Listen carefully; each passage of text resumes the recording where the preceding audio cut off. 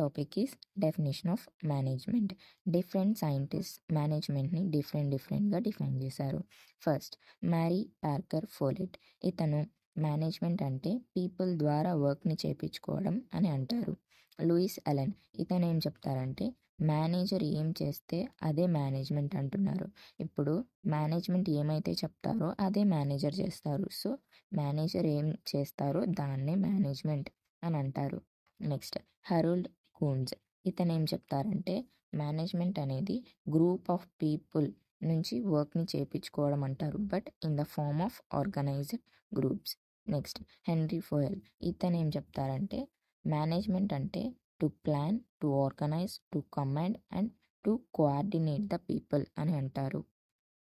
Next, need for management. మనకి management ఎందుకు use అవుతుంది అంటే ఆర్గనైజేషన్కి న్యూ ఐడియాస్ అండ్ విజన్ని ప్రొవైడ్ చేస్తుంది. విజన్ అంటే ఫ్యూచర్ని ఎక్స్పెక్ట్ చేయడం. ఒక ప్రోడక్ట్ అనేది రిలీజ్ అయిన తర్వాత అంటే ఆ ప్రోడక్ట్ అనేది మార్కెట్లో ఎంత డిమాండ్ ఉంటుంది, దానికి ప్రాఫిట్ వస్తుందా లాస్ వస్తుందా అని చెప్తుంది. ఇది ఒక మేనేజ్మెంట్కి మాత్రమే సాధ్యం. నెక్స్ట్, ఒక ఆర్గనైజేషన్ యొక్క గోల్స్ని అచీవ్ చేయడానికి మేనేజ్మెంట్ అనేది యూజ్ అవుతుంది. అండ్ తక్కువ రిసోర్సెస్తో ఎలా ఎక్కువ అవుట్పుట్ని జనరేట్ చేయాలి అని హెల్ప్ చేస్తుంది. ఒక స్ట్రాంగ్ ఆర్గనైజేషన్ని ఎలా బిల్డ్ చేయాలి అని హెల్ప్ చేస్తుంది. మేనేజరల్ ఫంక్షన్స్ పర్ఫామ్ చేయడానికి హెల్ప్ చేస్తుంది. మేనేజరల్ ఫంక్షన్స్ అంటే ఒక మేనేజర్కి తను వర్క్ చేస్తున్న యాక్టివిటీ గురించి తనకి ఎంత బాగా తెలుసు అని చెప్తుంది. మేనేజర్ ఎంప్లాయీస్ని డైరెక్ట్ చేస్తాడు, కోఆర్డినేట్ చేస్తాడు అండ్ కంట్రోల్ చేస్తాడు. మేనేజ్మెంట్లో మనకి 3 లెవెల్స్ ఉంటాయి. Top level management, middle level management and లో లెవెల్ మేనేజ్మెంట్. అన్ని లెవెల్స్లో వాళ్ళకు అర్థమయ్యే భాషలో వాళ్ళకి ఎక్స్ప్లెయిన్ చేస్తారు వర్క్ ఏం చేయాలి ఏంటి అనేసి. తర్వాత ఎంప్లాయీస్ని మోటివేట్ చేస్తాడు అండ్ ఒక ఆర్గనైజేషన్ని స్టేబుల్గా అండ్ అది ఎలా సక్సెస్కి రావాలి అని చెప్తారు. తక్కువ కాస్ట్తో ఎలా ఎక్కువ అవుట్పుట్ని జనరేట్ చేయాలి అని హెల్ప్ చేస్తారు. ఒక ఆర్గనైజేషన్లో ఎటువంటి డిస్టర్బెన్స్ కానీ మిస్అండర్స్టాండింగ్స్ కానీ లేకుండా స్మూత్గా ఎలా రన్ అవ్వాలి అని చెప్తారు. తర్వాత డిఫరెంట్ డిపార్ట్మెంట్స్ని ఎలా కోఆర్డినేట్ చేయాలి అని హెల్ప్ చేస్తారు. These are the points in need for management. Next, our third topic is evolution of management.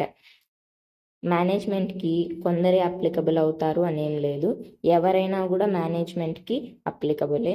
Management అనేది ఇంతకుముందు లీడర్షిప్ లాగా ఉంది, ఆ తర్వాత గవర్నమెంట్ లీడర్షిప్ నుంచి మేనేజ్మెంట్గా చేంజ్ చేసింది.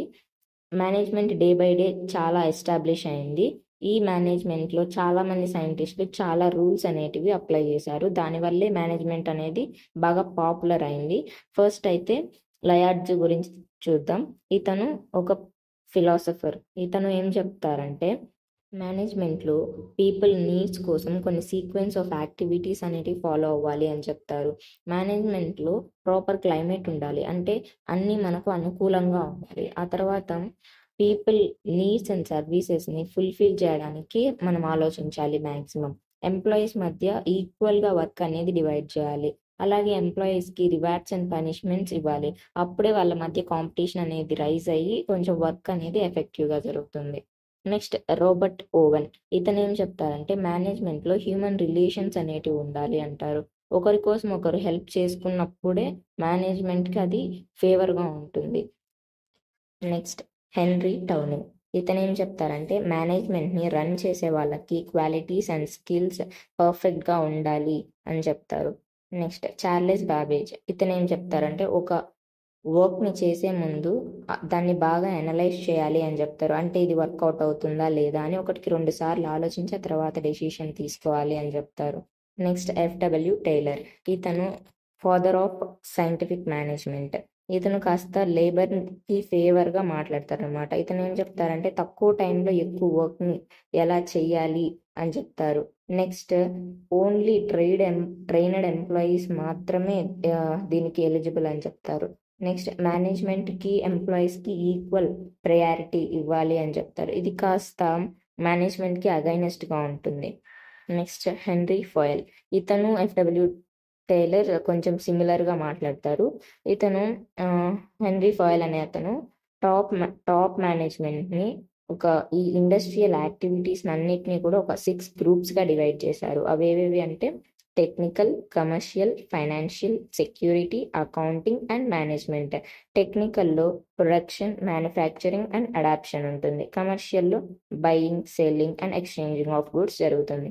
Financial, search for optimum use of capital, అంటే తక్కువ మనీతో ఎలా ఎక్కువ ప్రొడక్షన్ చేయాలి అని ఈ ఫైనాన్షియల్ ఉంటుంది. Next security, protection of property and persons. Accounting, ఇందులో talking, balance sheets, costing and statistics ఉంటుంది. Next management. So our third topic is finish. Next we're going to fourth topic. In this we will discuss about management and characteristics of management.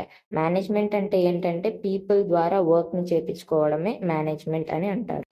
Management పీపుల్ని guide, control, coordinate, direct చేయాలి ఒక organisation యొక్క గోల్ని fulfil చేయడానికి. ఒక ఆర్గనైజేషన్కి కంపల్సరీగా money, materials and machines అనేటివి చాలా అవసరం. అండ్ ఒక ఆర్గనైజేషన్కి కామన్ గోల్ని సెట్ చేసి వర్కర్స్ని దాన్ని రీచ్ అయ్యేటట్లు మేనేజర్ చూసుకోవాలి. Next characteristics of management. ఒక ఆర్గనైజేషన్లో ఉండే వాళ్ళందరూ ఒక కోఆర్డినేషన్తో వర్క్ అనేది చేయాలి. తర్వాత ఉన్న అవైలబుల్ రిసోర్సెస్ని యూజ్ చేసి మ్యాక్సిమం అవుట్పుట్ ఎలా జనరేట్ చేయాలి అని మేనేజ్మెంట్ చెప్పాలి. అండ్ ఎంప్లాయీ యొక్క స్కిల్స్ని బేస్ చేసుకొని వాళ్ళకి వర్క్ అనేది డిస్ట్రిబ్యూట్ చేయాలి. మనము ఎంప్లాయీస్కి ఫ్రీడమ్ అనేది ఇవ్వాలి. సో ఫ్రీడమ్ ఇస్తే వాళ్ళకి ఏమైనా న్యూ ఐడియాస్ అనేవి వస్తే వాళ్ళు ఈజీగా షేర్ చేసుకునే విధంగా మనం ఉండాలి. నెక్స్ట్ పీపుల్ని మోటివేట్ చేయాలి. ఒకవేళ వాళ్ళకి స్కిల్స్ లేకపోతే ప్రాపర్ ట్రైనింగ్ అనేది ఇచ్చి వాళ్ళకి వాళ్ళ స్కిల్స్ని ఇంప్రూవ్ చేయాలి. అండ్ వాళ్ళు వర్క్ చేస్తున్నారా లేదా అని ఇన్స్పెక్ట్ చేయాలి. తర్వాత మనం ప్రొడక్షన్ చేస్తున్న ప్రోడక్ట్ అనేది మార్కెట్లో దానికి డిమాండ్ ఉందా లేదా అని చెక్ చేయాలి. That's it.